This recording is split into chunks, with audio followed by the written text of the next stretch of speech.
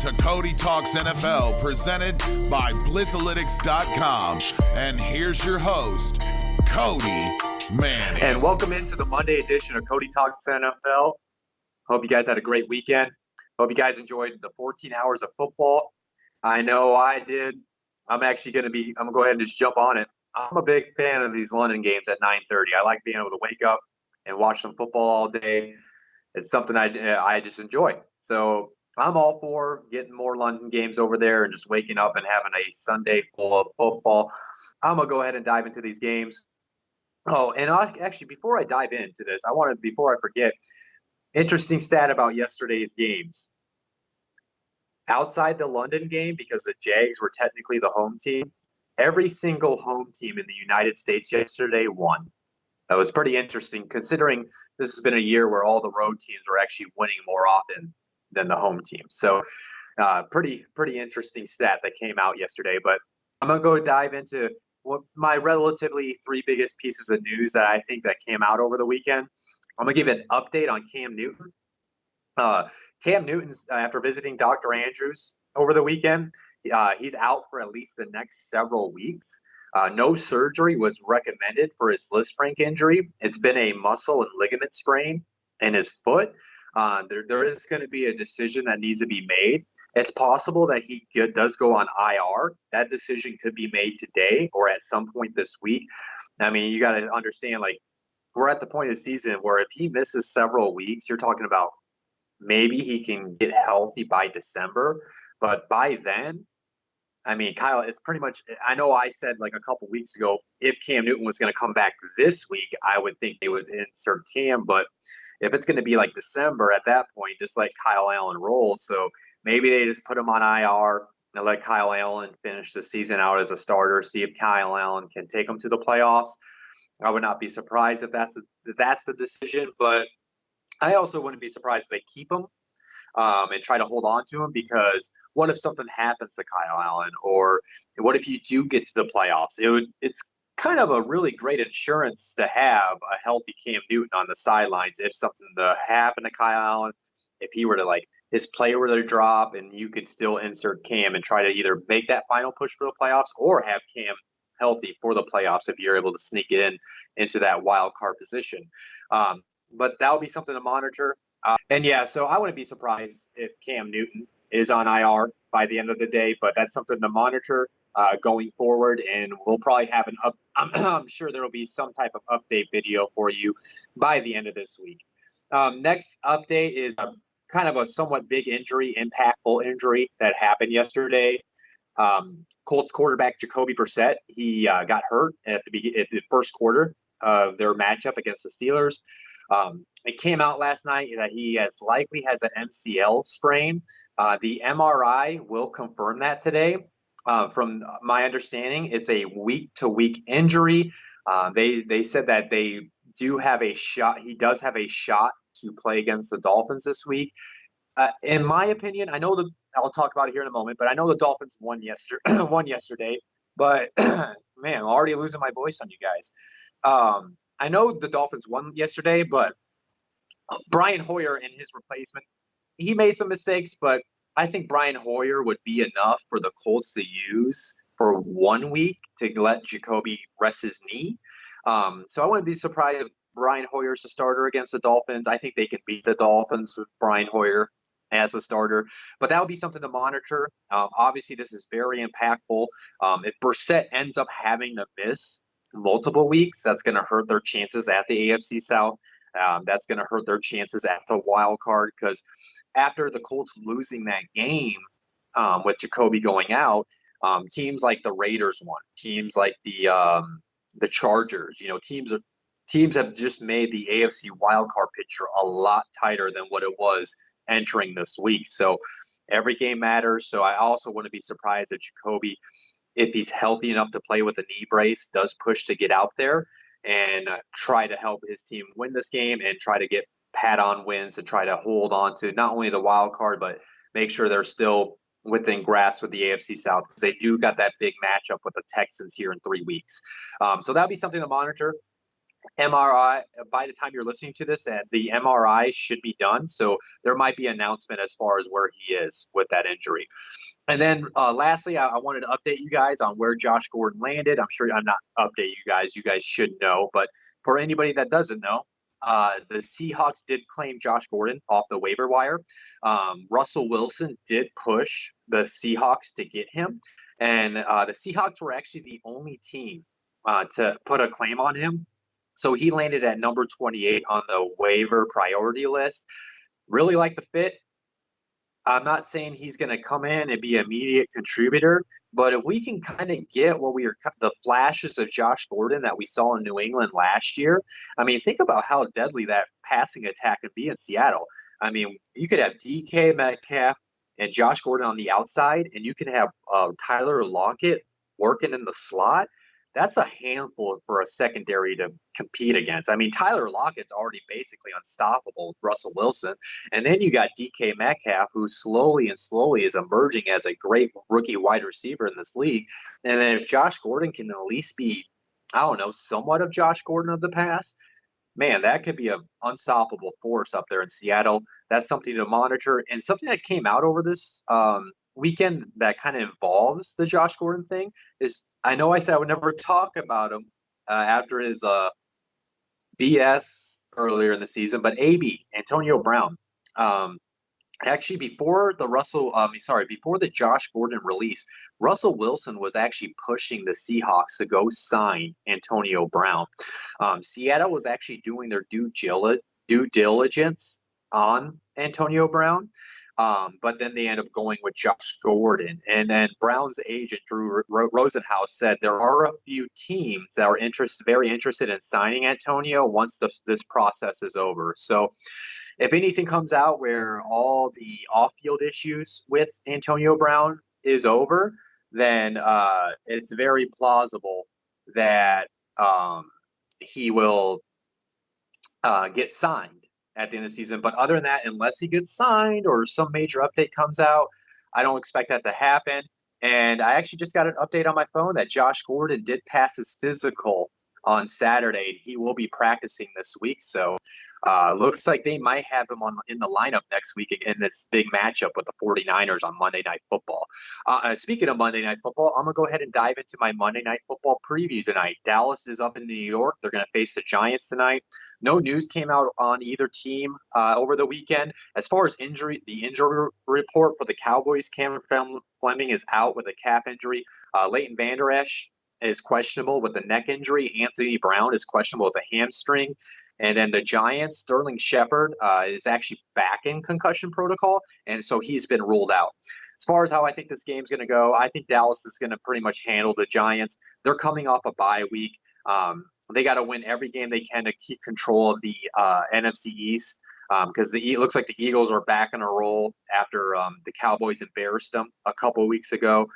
And plus, the NFC as a whole is very competitive for that wild card position. They got up this pile on wins after wins. So I think the Cowboys are just going to come out, handle their business, and they should win by 7 to 10 points. I think Ezekiel Elliott's going to have a solid day. Amari Cooper should have an amazing night, especially against that weak secondary of the New York Giants. So I think they're going to handle their business, but I also got this weird feeling Saquon Barkley's going to have a great game. We're going to see Daniel Jones kind of make some plays, but I think at the end of the day, Dallas does find a way to win. I say they win by about 7 points, but it's a divisional matchup, so I think this game will be a lot closer than what it was during the opening week. And then I'm going to go ahead and go into look at the Thursday night teams that played this past Thursday night and the bye teams as far as there's any relevant news that came out over the weekend. From the Thursday night teams, the 49ers, an update on Quan Alexander. He did tore his pec, so he's done for the season. It's not the biggest blow to the 49ers defense because they have talent across the board, but it is going to be somewhat impactful because he is their linebacker. He's flying all over the place, making plays, making tackles. So it's going to have a relatively impact on their team. They say he's a leader on that defense. So we'll see if they can fill in his position and not miss a beat because that defense has been pretty outstanding this year. And then with the Cardinals, they did sign Zach Brown, the linebacker. He's that linebacker that called out Kirk Cousins earlier in the year for the Eagles, and then and then Kirk balled out against him. He got released. Now he's on a new team with the Cardinals. Cardinals need as much help as they can on that defense, so it's not surprising they're going to take a shot on a player like Zach Brown to see if he can come in and give them any type of impact in the second half of the season. As far as teams that were on bye weeks, the Bengals, the Falcons, and the Saints, there was no news that came out on them over the weekend. But for the Rams, Brandon Cooks did go see that concussion specialist. The report was the visit was very positive, and the hope is that his latest concussion won't need a long-term recovery. So that's a very positive news. Let's hope that he is able to come back healthy and never sustain a concussion again. It is kind of worrisome because he's had multiple concussions over the last couple of years, but that seems positive. And then we'll see if he can clear concussion protocol and he can play for the Rams this week. I'm sure I'll have an update for you when I do my game previews on Friday for you guys. I'm going to go ahead and dive in and recap Sunday's action and where I stand on those teams, and as far as if there's any news or injuries that came out over the weekend. I'm going to start with the London game that started yesterday. Texans basically dominated the Jaguars. They won 26-3. Texans are now sitting at a record of 6-3. Jaguars do fall to 4-5. No news or injuries came out of the Texans front. With the Jaguars, if anybody's been following them, Nick Foles will be the Jaguars are going into a bye week, so Nick Foles is actually able to return from his injury in Week 11 against the Colts. Doug Marrone says he plans on naming the starting quarterback by Sunday. So we'll see where they go with this. I think we're going to go with Nick Foles. They paid him all that money in the offseason. They got to see what they have in him. And also, too, they kind of got a little out of Gardner Minshew. If anybody who did watch that game, Gardner Minshew at the end of the game, but they still technically had a chance to come back and either tie it up or go win it. He converted 3 straight turnovers on 3 straight drives in the fourth quarter. That kind of gives them an out on it. And here's the thing, too. We all know how Nick Foles rejuvenated the Eagles to go on that Super Bowl run. The Jaguars at a 4-5 record still have a shot at the wild card, maybe even a shot at the AFC South. So maybe the coaching staff also maybe tries to use Nick Foles' return to try to jolt their team and make that final push for the playoffs. My expectation is Nick Foles will be the starting quarterback for the Jaguars in Week 11. And if I have an update for you by Friday, I'll update for you guys. Other than that, we should know by my Monday episode of next week. Another thing that kind of quietly came out over the weekend is Shad Khan talked about London and the Jaguars on his own team website over the weekend that was dropped yesterday. There's a lot of quotes on there. You guys can go to the website if you want to go check it out. But the one interesting quote I found is he said, this is his comments on the Jags in London. He goes, obviously football, there's a limited demand for it. That's why we are playing games here in London, that the community cannot support selling out a game. So maybe there's something else we can do there for the hot dog vendors, the hotel rooms, all the stakeholders who make a living off the game. And if you go into that whole article, basically he's saying, because they're putting money into Jacksonville, they're trying to make Jacksonville more of an appealing place. He talks about how the stakeholders, the decision makers, the guy, the rich people of the world that have invested money into the Jaguars, they just fly into the games, and once the games are over, they're out. So it's like a weird situation in Jacksonville where I feel like they're trying to make it work, but if they're not making money, I think here maybe I'll give credit to Alexander Amir, Blitzalytics. We were having a conversation in our Slack channel last night about this when I brought it up. Maybe here in like 5 years, maybe the Jaguars do finally make that move to London. This is something to monitor. I just found that was such a interesting quote that came out, but that didn't get much run over the weekend. So I don't know if we'll see anything come out of it over the next couple of years. It sounds like 2020 is the big deciding year as far as maybe if they're going to end up sticking in Jacksonville. Because he also said, we wanted to make it here, working here in Jacksonville, but things are subject to change. So the owner's saying that something I'm reading into that a lot. As far as though the teams, Texans are sitting at 6-3. They handle their business. They're now sitting on top of the AFC South because they got one more win than the Colts. So they got a lot like where they're going for. They're going into the bye week, and then they're just hoping they can get Laramie Tunsil back because he had to miss the game, and then they can go forward and make that push to try to win the AFC South in the second half and try to maybe make a push to get a first-round bye as well. Jaguars, I kind of already touched upon them. They're 4-5. They got a competitive team, but like I said, I still think they're more of a team that's going to be like a 5-11, 6-10 team, but maybe they insert Nick Foles, and maybe Nick Foles helps them make a push for the playoffs. We will see. Other than that, I'm going to go ahead and dive into the next game. Chicago went out to Philadelphia to face the Eagles. Eagles did win 22-14. Bears fall to a 3-5 record. Eagles are now sitting at a 5-4 record. No news or injuries came out with the Bears. With the Eagles, Deshaun Jackson finally made his return, but after making one catch on the first series, he left. Doug Peterson, it was for precautionary reasons, and they're going to have tests to look into it. So maybe that does look like possibly Deshaun Jackson is going to miss even more time for the Eagles. Bears are now sitting at a 3-5 record. I already said it last week on my midseason report. I think the Bears season's done. Their offense can't get anything going. That defense is pretty much broken right now.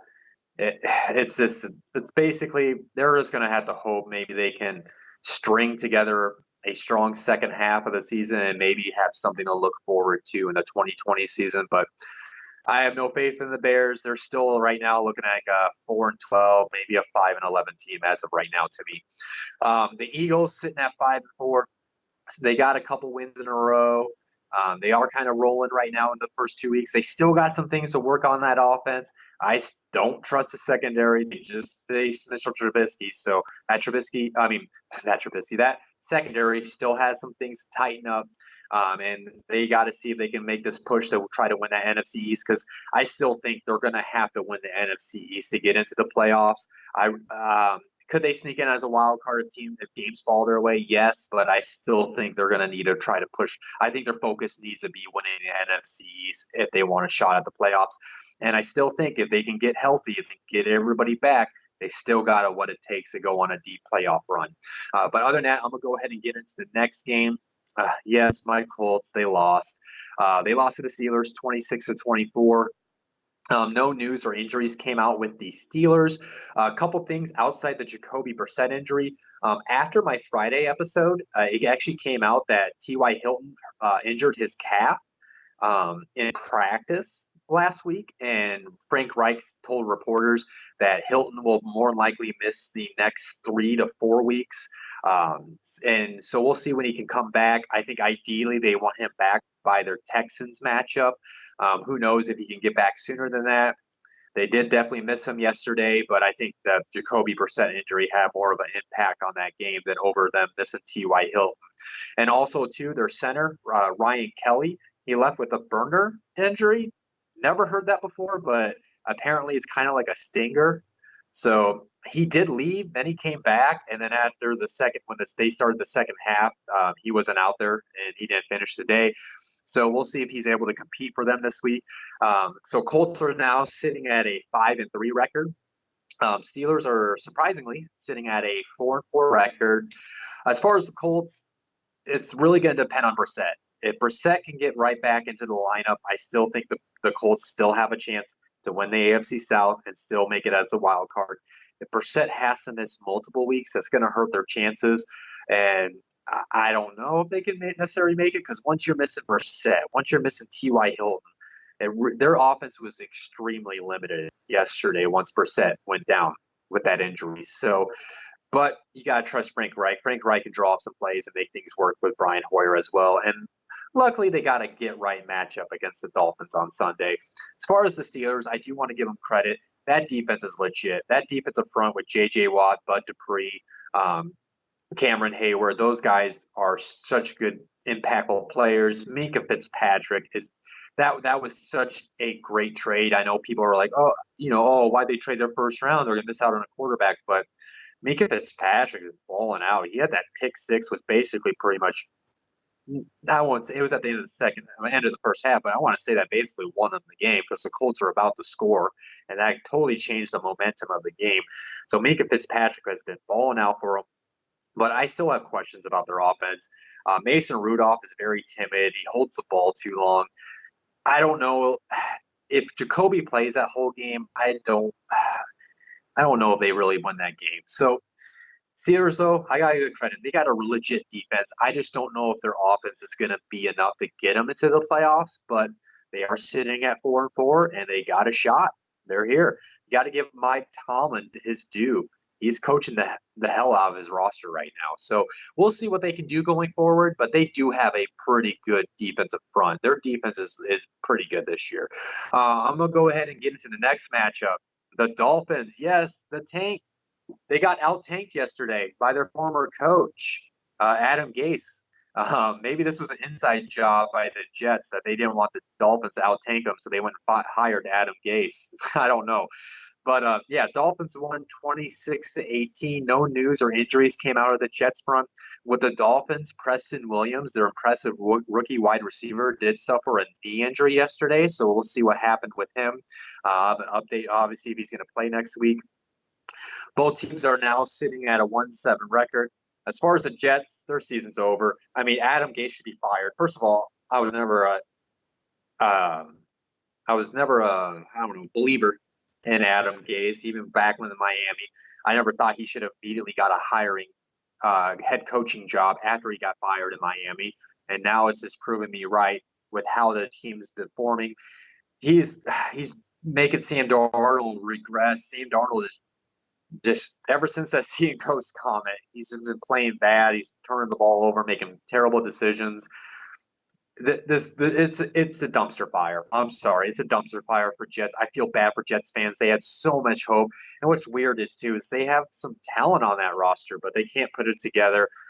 Look forward to 2020 next year, Jets fans. As far as the Dolphins, we know who they are.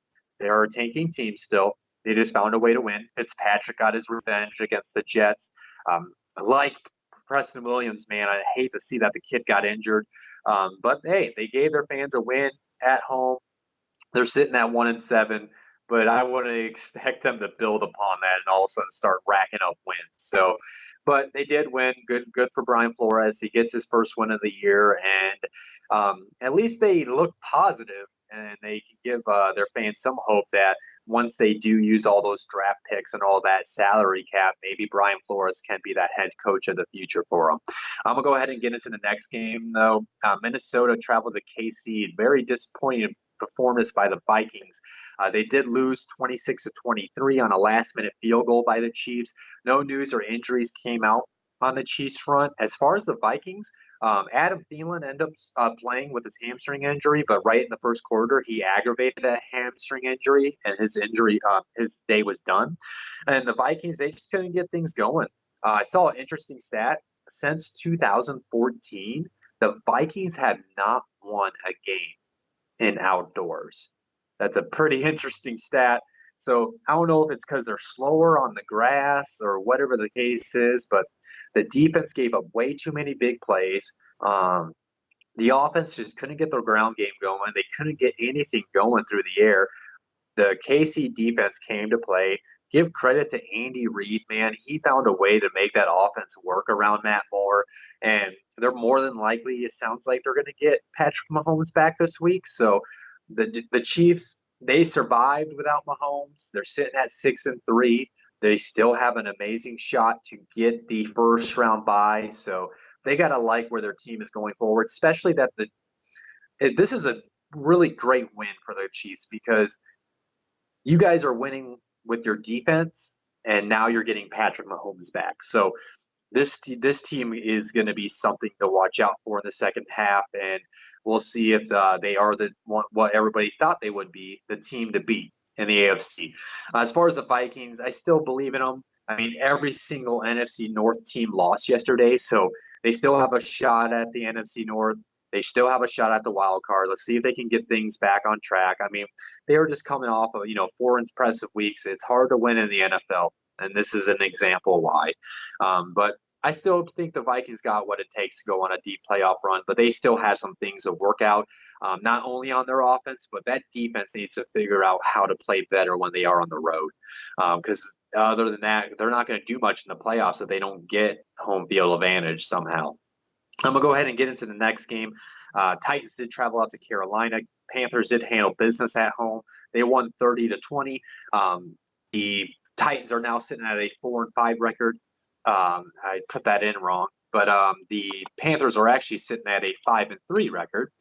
And as far as news, no news or injuries with the Panthers.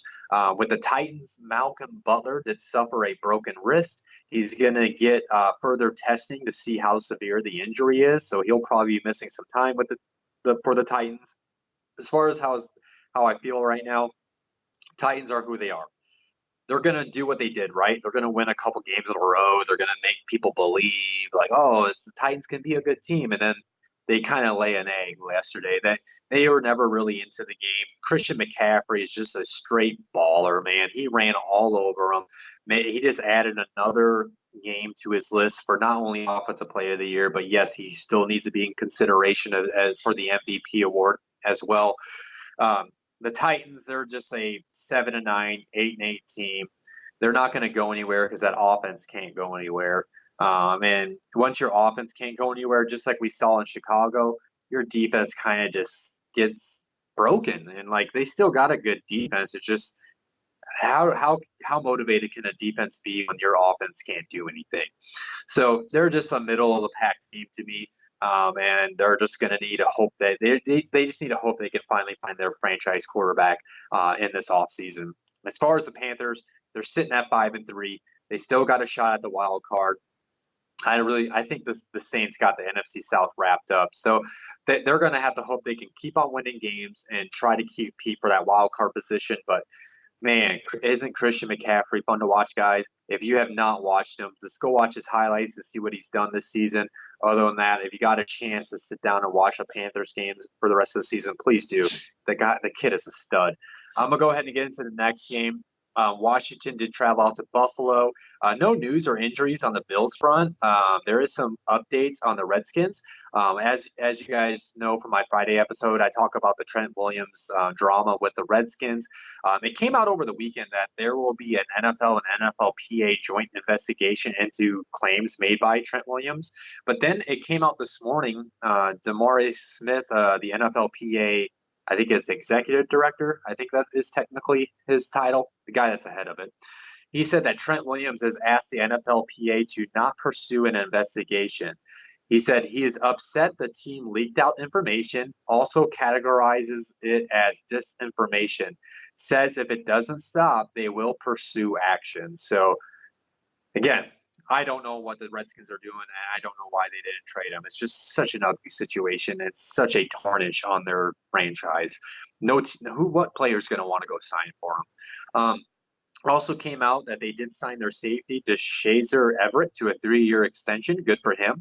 The kid got his money back, so congratulations for him. And then as far as the game, Tim Settle, a defensive tackle, did suffer a hamstring injury yesterday.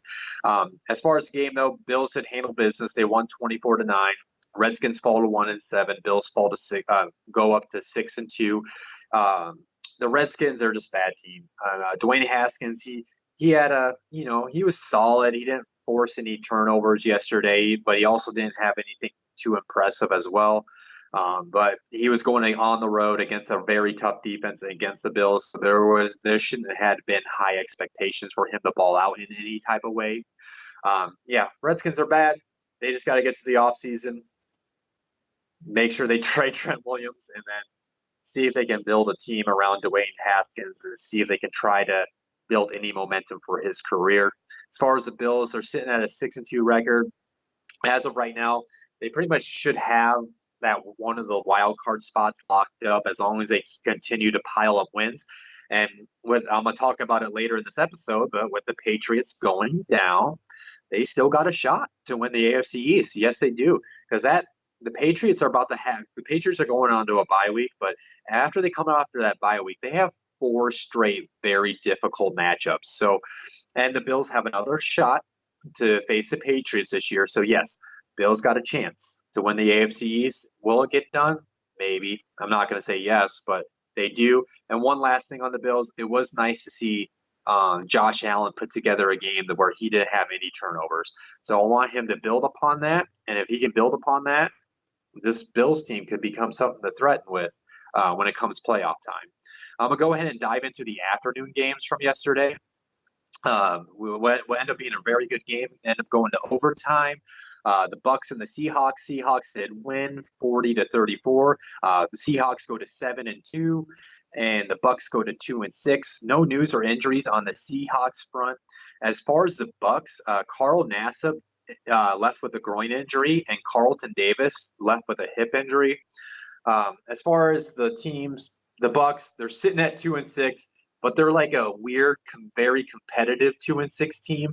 It's like they're right there in games, but they just can't find a way to win. Jameis Winston really didn't have he actually had a pretty impressive performance. He did have a turnover, but if you go back and watch it, that wasn't his fault. His left tackle actually bumped his elbow, which forced the fumble to happen on that play. Mike Evans bowled out for the Bucs, but there's a team that's going to be very competitive. They should beat the bad teams. They can beat the mediocre teams. And they can go to toe with the good teams, but they just have too many holes, right? Their offensive line needs some work. Ronald Jones did look pretty good yesterday. They need to find a way to get that ground game going, and that secondary still needs work because Russell Wilson basically picked that secondary apart all day yesterday. Speaking of Russell Wilson, he had an MVP-type performance once again. He had another game to add to his MVP resume. He has 28 touchdowns and 1 interception as far as throwing on the year. He is balling out. DK, like I talked about with the Josh Gordon news, DK Metcalf balled out yesterday. Seahawks are a team to contend with. They're going to be a team that they can beat anybody on any given week, and we'll see. I cannot wait for this 49ers Seahawks matchup next Monday. That's all I know. It's going to be very telling where the 49ers are as a team and where the Seahawks are as a team. I'm going to go ahead and get into the next game. Detroit traveled out to Oakland. It was a very fun shootout type of game. Raiders found a way to win 31-24.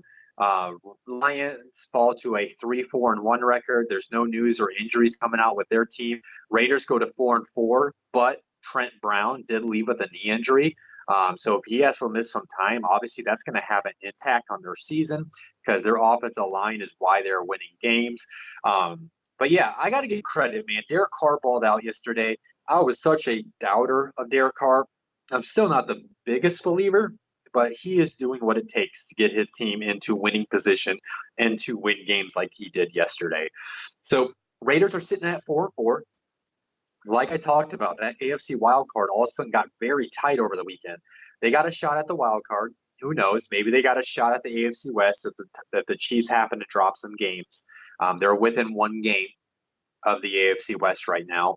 I don't think they will win the AFC West because I just talked about how the Chiefs, I think, are about to go on a big run in the second half once Patrick Mahomes comes back. But got to give credit, man. John Gruden's coached the hell out of this roster, and I am going to go ahead and say it, man. If they do get a legit wide receiver 1, if they can get some legit pieces in that secondary to go with who they have, get Jonathan Abram back next year, man, this Raiders team maybe can be something to compete with next year, if Derek Carr can still take his game to the next level. He's like right there. I'm looking for the next thing. I want to see him perform against a really great defense too. But they are sitting at 4-4. They have a chance to make the playoffs this year. The Lions, though, they're sitting at 3-4-1. After their great start, they just can't find a way to win games at all. But Matthew Stafford, man, the guy is balling out this year, and just sucks to see him ball out on what will probably be a team that finishes below 500. Lions are just going to be a team that can compete with the good teams, should be able to beat the bad teams, but it just seems like they just struggle to find ways to win games at the end of the fourth quarter, which I guess maybe you could put on Matt Patricia. But I'm going to go ahead and dive into the next game, though. Packers went out to L.A., and what was considered a home game in LA. If you guys tuned in, a lot of Packers fans out there. And all those Packers that spent all that money to go out there and watch their team play, the team didn't show up. Chargers straight up dominated them. Chargers won 26-11. Packers fall to a 7-2 record. Chargers go 4-5. No news or injuries on the Packers front with the Chargers. Sam Tevy went out with a knee injury, and Denzel Perryman went out with a knee injury as well. But yeah, the Chargers just handled their business, man. Philip Rivers was dealing yesterday. You could kind of see Melvin Gordon's finally getting his feet underneath him. He's shaking all that rust he had when he originally came back. That offense is kind of gelling now. Mike Williams was going off yesterday. Hunter Henry was having a day. But let's talk about that defense. Melvin Ingram came back. And now that Melvin Ingram's coming back, him and Joey Bosa straight up ate that Green Bay Packers line alive yesterday. Getting at Aaron Rodgers, throwing him off his target.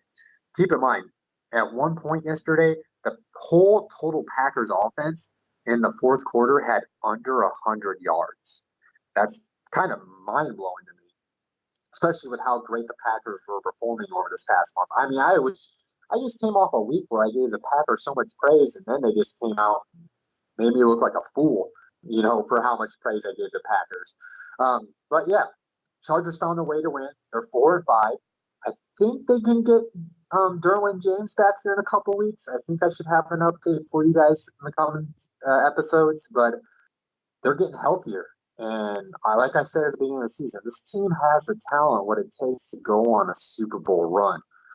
It seems like the Chargers are going to do Charger things, have a terrible start to their season, and they're about to make that final push to try to get in the wild card.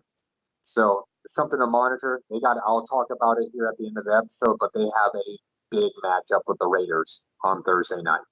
Go ahead and get to the next game, the Browns. The Browns went out to Denver to face the Broncos.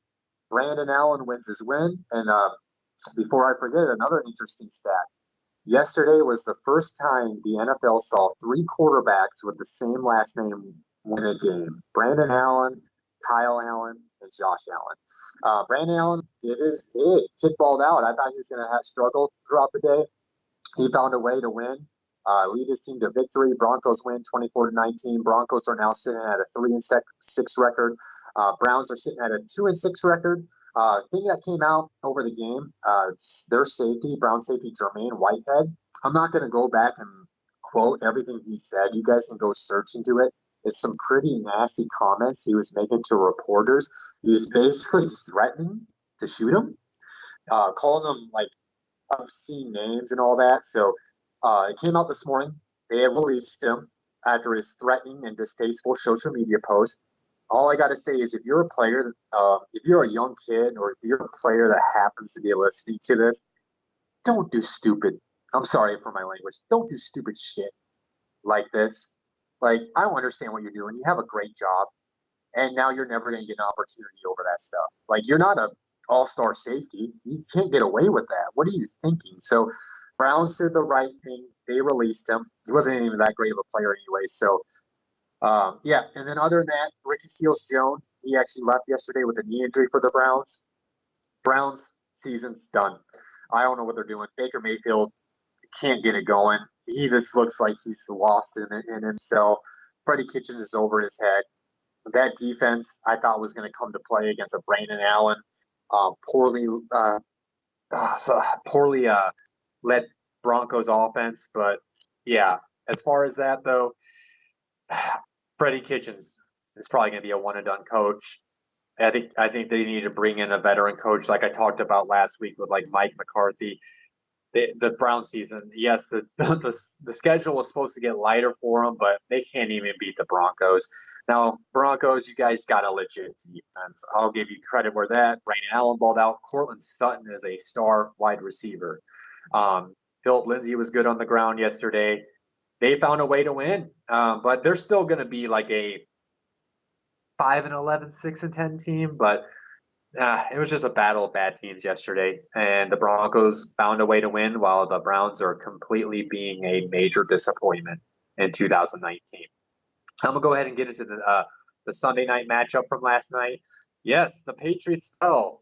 This is why you don't crown teams when they play a poor schedule at the beginning of the year. Ravens won 37-20. Patriots fall to 8-1. Ravens go up to 6-2. No news came out for any team or no injuries happened last night. Man, the Ravens, it got close, but man, the Ravens just straight up punched them in the mouth. They came out. Lamar Jackson balled out last night. Mark Ingram just showed why he was such a crucial signing for that team. He balled out last night. That defense got pressure on Brady. They forced turnovers. The Ravens are a team to contend with. They should be winning the NFC North when it's all said and done. And after that big win at home, they got a shot to not only win the division, but they got a shot to get a first-round bye. They got a shot to have home field advantage. And yes, they have a shot to win the Super Bowl this year. I'm buying in on it. I'm all in, guys. Lamar Jackson's a legit NFL quarterback. Is he going to make all the throws? No, he's not. But for every throw that he can't make, he will go out there and put defenders on ice skates, put them on the ground, and make some an amazing play. I mean, some of those runs he has made this season are just mind-blowing. You can't go find that anywhere else in the college football. There's not a next Lamar Jackson coming out anytime soon. He's one of a kind. If he continues to grow as a passer, the guy is going to be a star in this league for a very long time. Ravens are a great team. They're sitting at 6-2. They're getting healthier, and they got a chance, like I said, to go on a run and try to lock up home field advantage. But people are, after doing all that, Patriots are sitting at 8-1. People might be upset when I put out my power rankings tomorrow, but I'm still going to have the Patriots ranked above the Ravens because I do buy into records. They're sitting at 8-1. They're going into a bye week. We'll see if they can retool, get healthy. But I do want to add a caveat. Keep in mind, when they come out of this bye week, the Patriots got the Eagles, the Texans, the Cowboys, and I might be messing up the order on this, and the Chiefs. 4 good teams, very plausible. They can drop some of those games. That's why I think the Bills can have a chance to win the AFC East. Shoot, if they drop all those games, they could be back in the wild card contention. That's wishful NFL hoping. As far as we all know, guys, Patriots got embarrassed last night. They're going to go in their bye week. Belichick's going to get the troops ready to go, and they're going to go get the first round bye and walk into the Super Bowl and win the Super Bowl. So I'm not trying to buy into that game too much last night, but yes, all that game proved to me is the Ravens are legit, and the Patriots are not as great as people wanted to lead them to believe. I'm going to go ahead and get into my Thursday night game preview. Like I kind of mentioned not too long ago, Chargers are facing the Raiders. This game is in Oakland. As far as this game prediction, this is very hard for me to predict because Oakland is playing very good ball. The Chargers they can definitely beat the Chargers. But like I talked about, the Chargers are getting healthier. They seem like they're gearing up for that second half push that they do every single year. And I think what will bite the Raiders in the ass is that Trent Brown injury. It's a short week. If Trent Brown has to miss this game, I think Melvin Ingram and Joey Bosa are going to get after Derek Carr.